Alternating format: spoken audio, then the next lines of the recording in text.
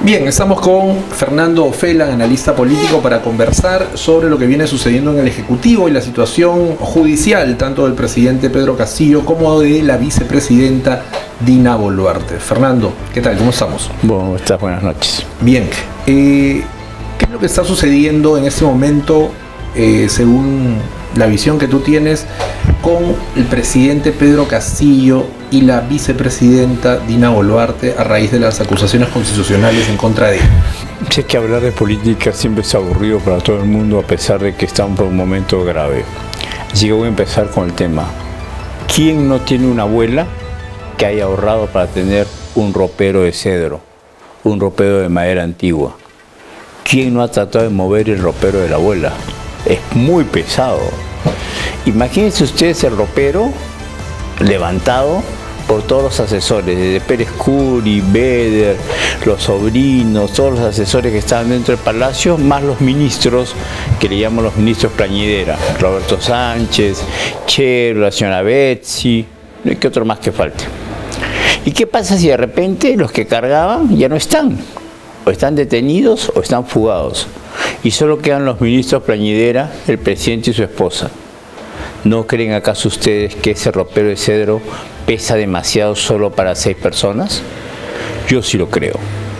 Entonces, en este momento, el jefe de Estado de la República del Perú no tiene equipo de gobierno. Lo que tiene son unos ministros que por lo menos 3 o 4 harán su trabajo concreto, como el ministro de Economía. Los otros solo se dedican a defender al presidente en los planos estrictamente jurídicos que lo atacan a él.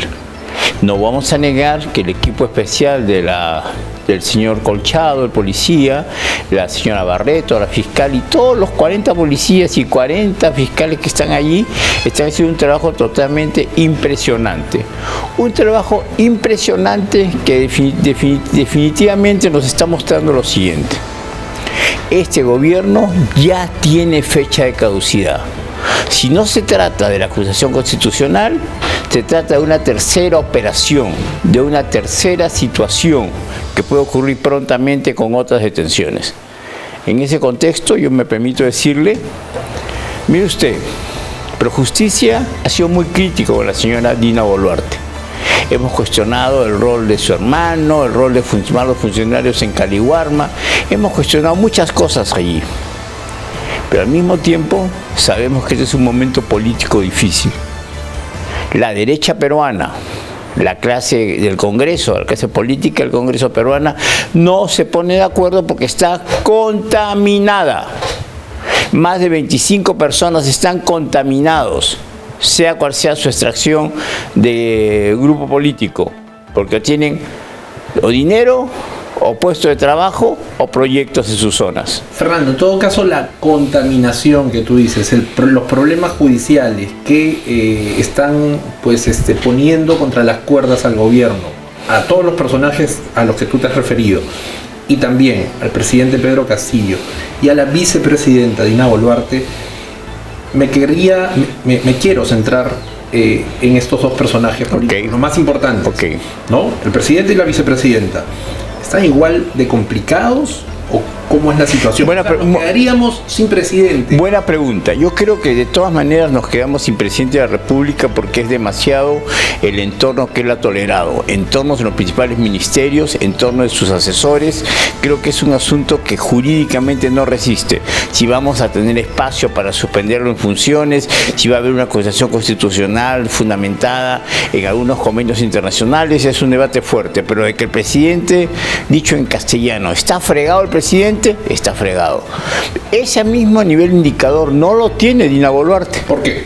Porque creo que los dos casos, el caso del esposo de la hermana y el caso del Club Apurímac, son cosas, vamos a llamarle, muy llamativos, pero no los comparo para nada con los millones de soles de Heiner Alvarado, ni los millones de soles de Salatiel Marrufo, ni de Abel Cabrera, ni de Alejandro Sánchez de Zarratea. Lo que quiero decir... Pero son infracciones constitucionales. Son infracciones constitucionales, tiene usted razón. Pero quiero que usted mire otra cosa. Si mañana sacamos a un hombre corrupto de Palacio de Gobierno, con todo lo que doloroso que eso significa, estemos o no con él, Es doloroso igual, es muy doloroso. Si lo sacamos, ¿qué fórmula tenemos para reemplazar o generar la transición? ¿Hay alguna figura en el Congreso de la República que esté limpia? Creo que hay 2 o 3. Pero el Congreso como institución no tiene la capacidad de hacer ese tránsito. Ahora no lo tiene. Pero viviríamos en transición, una transición eterna. Le pasamos cuando salió PPK, Vizcarra. Yo tengo la impresión, y no quiero aquí ponerme de defensor, pero deberíamos preguntarnos si la verdadera transición es esta posible ingreso de Dina Boluarte, que no convierte el gobierno en caviar, que no lo convierte en un gobierno de Cerrón, que no lo convierte en un gobierno de los empresarios, es decir, buscar la forma que ella desde la vicepresidencia genere una alternativa de un mínimo de estabilidad. De hecho, discúlpeme lo que voy a decir, a mí me parece que una de las principales cosas que Dina Boluarte debe hacer es coordinar con el equipo especial, en particularmente con la fiscal de la Nación, con la fiscal Barreto, el señor Colchado y compañía, todo el equipo de fiscales que hay, más todo el equipo de jueces que hay en la República sobre el tema de corrupción, de funcionarios, para preguntarnos si lo que tenemos que hacer es meter preso inmediato al presidente o buscar una mejor salida política. Y que el presidente, al terminar su mandato, al ser separado, al ser renunciado, etc., ingresa directamente a una detención o a una prisión, para ser mucho más drásticos. Yo no sé si esa es la salida política para esta circunstancia. No, pero el señor de la Fiscalía, el señor Colchado, ellos solamente hacen su trabajo. O sea, el tema político, la negociación política va por el otro lado, con el Congreso, con las fuerzas políticas que están ahí. Debe recordar usted que el gobierno ha recibido varias propuestas para las benditas puentes de plata. Puentes de plata para los cuales se han ofrecido varios políticos, empresarios, agentes de extranjero. Porque el puente de plata significa, antes del caos social, es mejor que el señor presidente, con su entorno inmediato, salga del país y se genere una especie de fórmula. Sé que suena como impunidad, hay que hablar las cosas como son, suena impunidad al presidente, pero ¿qué costo tiene en este país tener a un presidente preso? Mira nomás el caso Fujimori, mira nomás la forma en que al interior... El presidente, al parecer, lo que quiere es generar el caos social, ¿no? Esta conversación, este diálogo en Palacio con los antauristas, ¿no? De hecho, el señor Antauro Humala, inclusive dentro de lo que llamemos su locura, tengo entendido que no es un hombre tan tonto como pensar que debe postular ahora. Hemos visto algunos alcaldes y presidentes de gobiernos regionales nuevos que nos han llamado la atención porque tienen liderazgo. Es decir, todo el mundo pensaba que esta elección de hace unas semanas era una elección que ibas a nombrar a puro tonto o a puro sinvergüenza. Pues no, resulta que han aparecido figuras políticas nuevas o que se han rehecho, se han reinventado. Entonces, si eso ocurre, ¿por qué no pedirle a la señora Dina Boluarte que también genere una reinvención, pero con cierta forma de consenso y buscando además, no la impunidad, pero sí necesitamos una pequeña tregua entre nosotros?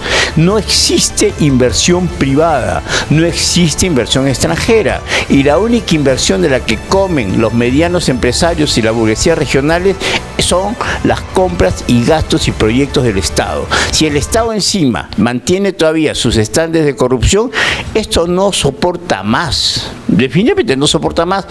Con Dina Boluarte o sin Dina Boluarte, con algún general, con Williams o hasta con un golpe de Estado a lo tradicional, cosa que no creo que ocurra, pero hablando de esa manera, no sería una solución política. En el país las instituciones no están funcionando. La Defensoría del Pueblo no está funcionando. El tema del Tribunal Constitucional no está, la Junta Nacional de Justicia no está funcionando. Tenemos estamos ahora a menos de un mes y días de la elección del próximo presidente de la Corte Suprema y la elección de los presidentes de las Cortes Superiores del país. ¿Hay alguien que se ha preocupado por eso? ¿Hay alguien que se pregunta quién va a juzgar a Pedro Castillo? ¿Quién va a juzgar a Silva cuando lo traigan de Canadá? Esas serían las siguientes preguntas que se deberían hacer, pero por lo pronto, de acuerdo a la propuesta que usted está planteando, a la señora Dina Boluarte es a quien le corresponde salvar de alguna manera la democracia y hacer respetar el voto popular. Si usted me permite... Poniéndole palabras del presidente casi. Mire, si usted me permite... yo no siento mucha simpatía por la señora Boluarte. De hecho, le he atacado bastante. Pero en este contexto político y la emergencia que tenemos, creo que deberíamos pedirle a ella, una, reflexionar, dos, sanear su fuero interno. De hecho, estos temas de los familiares, los hermanos, los grupos del MIS, etcétera, los factores del grupo Cerrón que están muy metidos en algunos de sus núcleos. Tampoco se le pide que se rodee, que se convierta en un gobierno caviar.